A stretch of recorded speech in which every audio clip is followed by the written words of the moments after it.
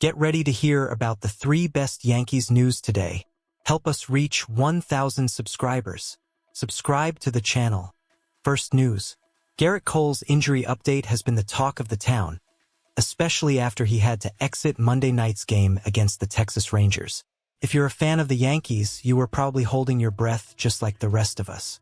Cole has already battled through a serious throwing elbow issue this season, so when he left the game with what seemed to be a right calf cramp, the immediate concern was that it could be something serious. But guess what? It turns out it was likely just dehydration. That's right, nothing too worrisome this time around. If you're a fan of the Yankees, write "Go Yankees" in the comments and subscribe to the channel. Now, Cole mentioned that he didn't feel the injury during normal activities like walking, but only noticed it on his follow-through, which led him to make the cautious decision to take himself out of the game. By the time he left, he'd already done some serious damage to the Rangers lineup. He pitched 6 innings, giving up just 1 earned run on 4 hits, and struck out 9. He was on fire and probably would have cruised through the 7th inning if it weren't for the cramp. His ERA even dropped to 3.65 for the season.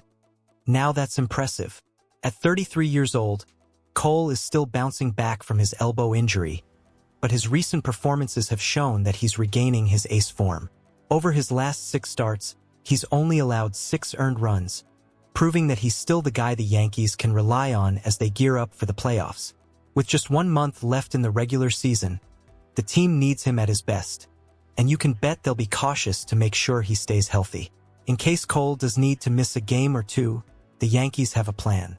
Clarke Schmidt and Luis Gil are the top candidates to step into the starting rotation. Schmidt has been working his way back from an injury of his own and just had another rehab outing where he gave up 2 earned runs over 4.2 innings. He's been solid in his rehab starts, racking up 18 strikeouts over 11.1 innings. The Yankees are counting on him to be a big part of the rotation when he's fully back. Before we wrap this up, if you love keeping up with the latest Yankees news, make sure you subscribe to the channel and hit that notification bell so you never miss an update.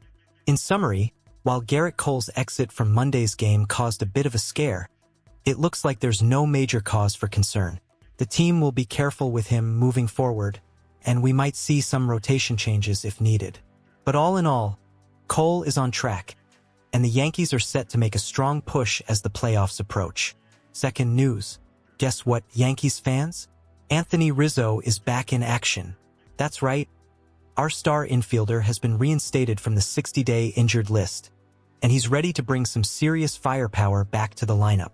Rizzo had been sidelined since June 16th after a tough collision with Red Sox pitcher Brennan Bernardino, which resulted in a right forearm fracture.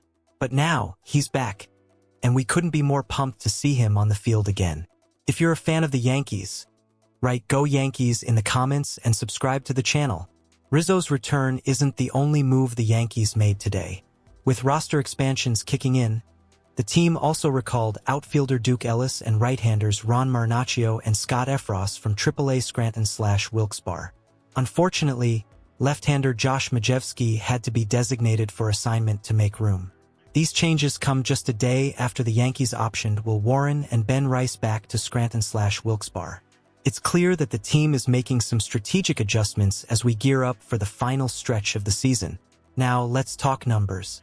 Rizzo, at 35 years old, has had a bit of a rough season, hitting .223 with 8 homers and 28 RBIs over 70 games. But let's not forget his incredible career stats. He's a .262 hitter with 303 homers and 958 RBIs across 1,705 games with the Padres, Cubs, and, of course, our beloved Yankees. You know he's going to make an impact as he gets back into the swing of things. As for the other moves, Duke Ellis is coming back after a short stint with the White Sox, where he played 8 games earlier this season. Ron Marinaccio has already shown what he can do with a solid 2.53 ERA in 14 relief appearances this year. And Scott Effross? This guy's been steady, with a 2.78 ERA in 74 career appearances. These are the kind of moves that could give the Yankees that extra push we need right now. Third news. Yankees manager Aaron Boone is sticking to his guns and keeping star prospect Jason Dominguez in AAA for now. Over the weekend, As the Yankees made some key promotions with roster expansions and service time accumulation suspended, fans were buzzing about the possibility of seeing Dominguez in the majors. But despite the excitement, Boone and the Yankees aren't quite ready to pull the trigger on promoting Dominguez, leaving many to wonder why. If you're a fan of the Yankees, write "Go Yankees" in the comments and subscribe to the channel. Currently, the Yankees are relying heavily on Alex Verdugo as their primary left fielder, even though he's had a rough season. Verdugo's numbers this year, hitting just .234/.294/.361 with 11 homers and 55 RBIs, are far from what the team had hoped for. But here's the thing. Verdugo has been heating up over the past week, and the Yankees want to give him a bit more time to find his rhythm. Boone himself acknowledged that Dominguez is very much on their radar, but for now, they're sticking with Verdugo. The Yankees are also aware of the implications of promoting Dominguez too soon. If he logs more than 130 at-bats in the majors, he'll officially be labeled a rookie, which could impact the Yankees' future supplemental draft pick. So, they're giving him a bit more time to get comfortable in AAA. Since August 14th, Dominguez has been on fire, hitting .359 with 3 homers and 7 RBIs over 64 at-bats. It's clear that he's finding his groove, but the Yankees are playing it cautious. Now, it's not that the Yankees don't recognize Dominguez's potential. In fact, Boone has been very vocal about how much he believes in the young outfielder. The fact that Dominguez has been tearing it up in the minors only adds to the intrigue.